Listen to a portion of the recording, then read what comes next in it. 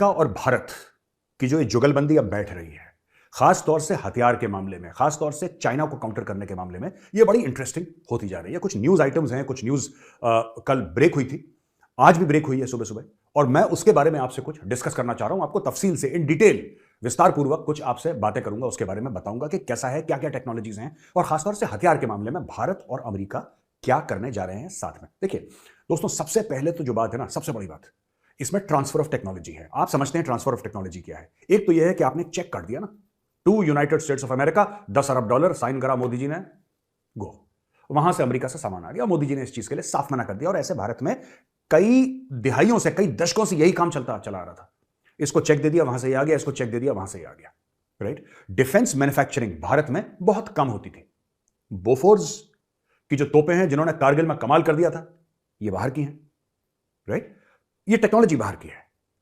उसके अलावा कई सारी ऐसी चीजें हैं जो हम लोगों इस्तेमाल करते थे फौज में, चाहे आप सुखोई के जेट्स ले लीजिए, चाहे आप मिग ले लीजिए, चाहे आप कुछ भी ले लीजिए, all of them are foreign technologies. लेकिन एक बात फर्क है बहुत बड़ा, ठीक है। इस बार चाबी लगाई है ट्रांसफर ऑफ टेक्नोलॉजी की, यानी कि आप बनाते कैसे हैं वो चीज, ठीक है, फॉरेन है, कोई बात नहीं, फॉरेन का है। आप कोई भी अमेरिकन जहाज ले लीजिए, ठीक है, वो फॉरेन का है, हम मना नहीं कर रहे, लेकिन वो भारत में बनेगा, उसको भारतवासी बनाएंगे, भारत को फायदा मिलेगा, भारतवासियों को नौकरी मिलेगी, वो जेट भारत बना के विदेशों में एक्सपोर्ट करेगा, भारत फॉरेन एक्सचेंज कमाएगा, और वो टेक्नोलॉजी का जो मालिक है वो भारत होगा, और भारत की मर्जी होगी उसको क्या करना है, कैसे करना है, that is up to India.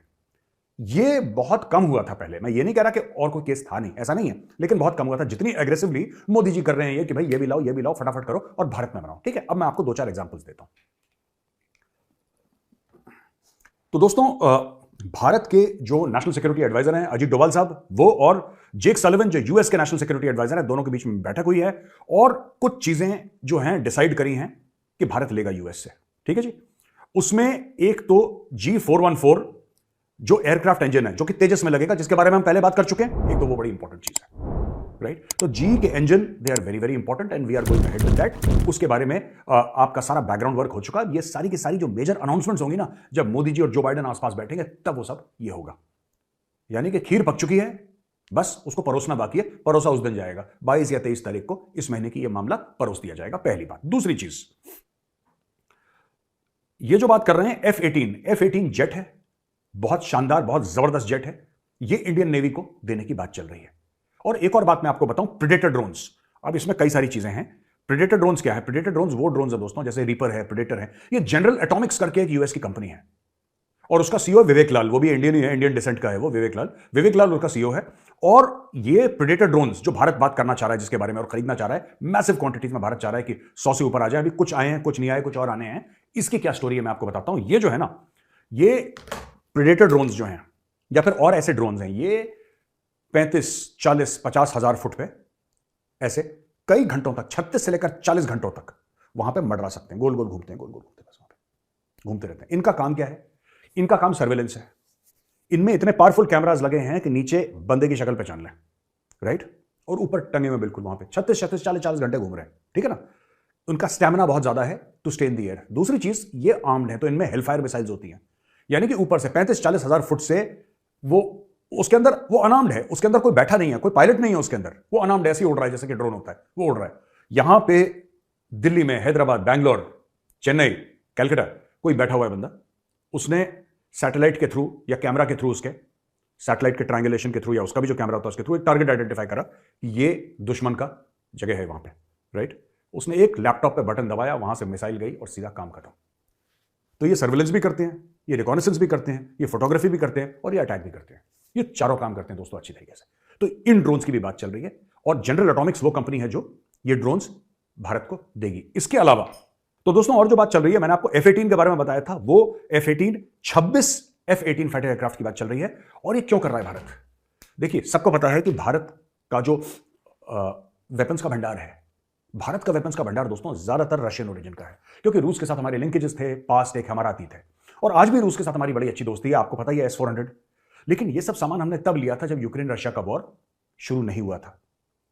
S-400 की बात ले लीजिए, जो AK-203 है, जिसकी फैक्ट्री अमेठी में लगी है, जिसने मैन्युफैक्चरिंग शुरू कर दिया इंडियन आर्मी में AK-203, कारगर हथियार है, अच्छा हथियार है, वो हथियार जा रहा है। लेकिन एक बात ध्यान रखिएगा कि इस लड़ाई की वजह से ना, यूक्रेन और रशिया की लड़ाई की वजह से जो हथियार हैं वो अब भारत में इतनी आसानी से नहीं आ पा रहे।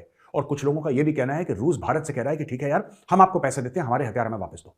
ये भी सिनेरियो हो रहा है, ये भी बात चल रही है पीठ पीछे। तो ये मीडिया ने कवर करा है, बाय द वे, जो मैं आपको कह रहा हूं, ये ऐसे नहीं कि मैं ऐसे ही बता रहा हूं आपको, मीडिया ने कवर करा है कि रूस जो कह रहा है, कई कंट्रीज को रूस कॉन्टैक्ट में, यार हमने आपको ये टैंक्स दिए थे, T-90 टैंक्स दिए थे, आपने हमसे खरीदे थे, हम आपसे वापस खरीदना चाहते हैं, हम आपको पैसे दे देंगे, आप हमें टैंक्स वापस दे दो, हमें जरूरत है। क्योंकि एट्रिशन बहुत ज्यादा हो रहा है वहां पर रशिया का। रशिया हावी है इस वक्त, रशिया अटैक कर रहा है इस वक्त यूक्रेन में, लेकिन रशिया को जितना नुकसान उठाना पड़ा, रूस ने, भारत ने, दुनिया में किसी भी देश ने सोचा नहीं था कि रूस को इतना नुकसान पहुंचेगा, रूस इतना नुकसान उठाएगा। रूस को ज्यादा नुकसान हो गया दोस्तों, ज्यादा नुकसान हो गया रूस को, एस्टिमेट से कहीं गुना ज्यादा नुकसान हो गया। अब वो देखिए ना, बात ये होती है कि जब आप लड़ाई लड़ते हैं ना, पूरी जोरों शोरों से आप लड़ाई लड़ते हैं, तो आप जब फायर कर रहे हैं तो फिर रोक के गोली नहीं चलाता आदमी, फिर तो जब चलती है तो फिर ठक ठक ठक एक साथ चलती है। तो आप बुलेट्स की बात ले लीजिए, आप शेल्स की बात ले लीजिए, आप एयरक्राफ्ट के एमुनेशन की बात ले लीजिए, आप टैंक के एमुनेशन की बात ले लीजिए। अच्छा, इक्विपमेंट टूटता भी है, उसको भी रिप्लेस करना है। आप समझ रहे हैं, जब फुल कॉन्टैक्ट लड़ाई होती है, पूरी जब काइनेटिक जिसको कहते हैं ना, कॉन्फ्लिक्ट होती है, तब टूट फूट भी होती है चीजों की, लोग भी मारे जाते हैं, जाहिर सी बात है, एमुनेशन भी खत्म होता है, राइफल के हथियार के पुर्जे भी टूटते हैं, तो सब कुछ एक साथ होता है, बर्बादी बहुत ज्यादा होती है, हथियारों की, खुद के हथियारों की बर्बादी होती है जो आप दुश्मन पर फायर कर रहे हैं, उसकी रिप्लेसमेंट। अब रूस के पास वो है नहीं मामला, तो रूस दाएं बाएं से इकट्ठा कर रहा है हथियार कि चलो लड़ो लड़ो लड़ो। तो रूस के लिए बड़ी इज्जत की बात हो गई यूक्रेन वॉर, क्योंकि लोग बोलेंगे साहब इतना बिलांद भर सा यूक्रेन, आप इसको नहीं निपटा पाए, तो फिर आपकी इज्जत क्या रह गई। तो रूस पूरी जान लगा रहा है, पूरी जान लगा रहा है रूस। और दोस्तों, इसमें एक और मैं आपको बात बताऊं, जो अमेरिका ने और देशों ने जो यूक्रेन को हथियार दिए हैं, सच में आपको बात बताऊं, रूस के पास उन हथियारों का तोड़ नहीं है। एक छोटी सी बात बताता हूं आपको, ये टैंक है, उदाहरण के लिए टैंक है, राइट, ये जेवलिन मिसाइल है, जो आज की तारीख में भारत के पास टेक्नोलॉजी है, हम लोग जो यूज करते हैं इन्फेंट्री में, ठीक है, हम लोग कहते हैं उसको 84mm कार्ल गुस्ताफ, जो मैंने भी इस्तेमाल कर रखा है, ठीक है ना, वो रॉकेट लॉन्चर है, वो आप फायर करिए वो सीधा आके लगता है।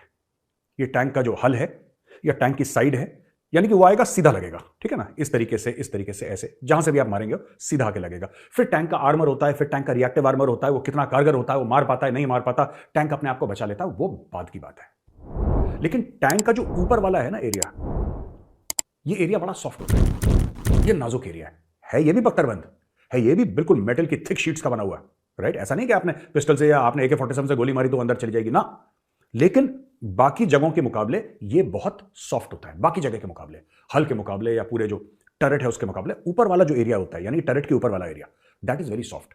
जेवलिन जो है मिसाइल, एंटी टैंक मिसाइल, वो क्या करती है, जब आप उसको फायर करते हैं ना सामने से, तो सामने से आके नहीं लगती, जेवलिन मिसाइल ऐसे जाएगी ऊपर, और ऊपर से आएगी सीधा ऐसे हिट मारती है 90 डिग्रीज पे।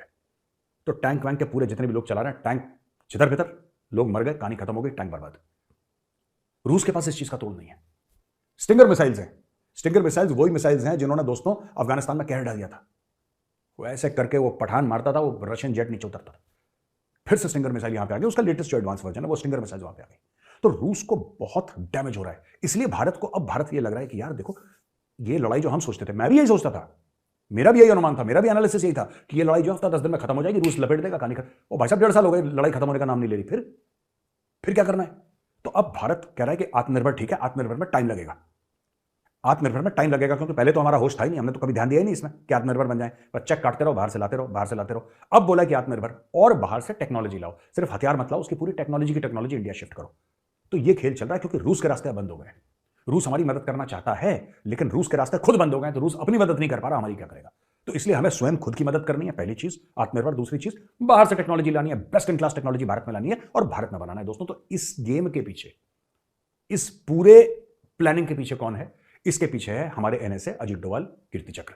He is the brain behind all this, who is getting all these critical technologies into India. अब और डोवाल साहब ने क्या करा है, ये मैं आपको अगले न्यूज आइटम में बताता हूं। दोस्तों, जो दूसरी बात हो रही है वो हो रही है ICET, India US initiative on critical and emerging technologies. ये एक प्लेटफॉर्म है जिसके अंदर जो क्रिटिकल और इमर्जिंग टेक्नोलॉजीज हैं, जो नई टेक्नोलॉजीज हैं, उसके बारे में बात हो रही है और किस तरीके से भारत को वो मिल सकता है। इसमें भारत के NSA अजीत डोवाल साहब और उनके US के काउंटर पार्ट जेक सलिवन, ये आप फोटोग्राफ्स भी देख सकते हैं डोवाल साहब की, राइट। ये सेकंड ट्रैक 1.5 डायलॉग है, जो जैसे ट्रैक 1 ट्रैक 2 डिप्लोमेसी होती है, ट्रैक 1.5 इसमें क्या है कि कॉन्फेडरेशन ऑफ इंडियन इंडस्ट्रीज में बीच में आई है। सीआईआई आपने सुना होगा, कन्फेडरेशन ऑफ इंडियन इंडस्ट्री, बहुत फेमस ऑर्गेनाइजेशन है, जैसे कि एसोचैम है वैसे सीआईआई है। सीआईआई इसके बीच में आई है और ये बात कर रहे हैं साहब कि अलग अलग चीजों के बारे में जिसमें कि रेगुलेटरी बैरियर्स होते हैं। हर एक कंट्री में बैरियर, आप ये नहीं कर सकते, ये नहीं कर सकते, ऐसा नहीं कर सकते, किसी दूसरे देश को ये टेक्नोलॉजी नहीं दे सकते, इसका आपको अप्रूवल लेना पड़ेगा, यूएस में कांग्रेस से लेना पड़ेगा या सेनेट से लेना पड़ेगा, यहां पर अलग, इंडिया में पार्लियामेंट। तो इनको हम कैसे मैनेज कर सकते हैं, इसके ऊपर बड़ी बातचीत हुई है। इसके ऊपर बातचीत हुई है कि जो हम इंडिया को दें फिर वो ठीक ठाक से इंडिया के पास पहुंच जाए। और इन्होंने बात करी है 3-4 चीजों के बारे में जो कि बड़ी इंपॉर्टेंट है दोस्तों, और भारत इसके पीछे पड़ गया और इसको ड्राइव करने वाली फोर्स है श्री अजीत डोभाल। वो किस चीज को ड्राइव कर रहे हैं? हथियारों के बारे में मैंने आपको F-18 के बारे में बता दिया, मैंने आपको ड्रोन्स के बारे में बता दिया, हमने बात करी थी ना प्रेडेटर्स के बारे में, और अब ये बात कर रहे हैं, देखो, नंबर 1 आर्टिफिशियल इंटेलिजेंस।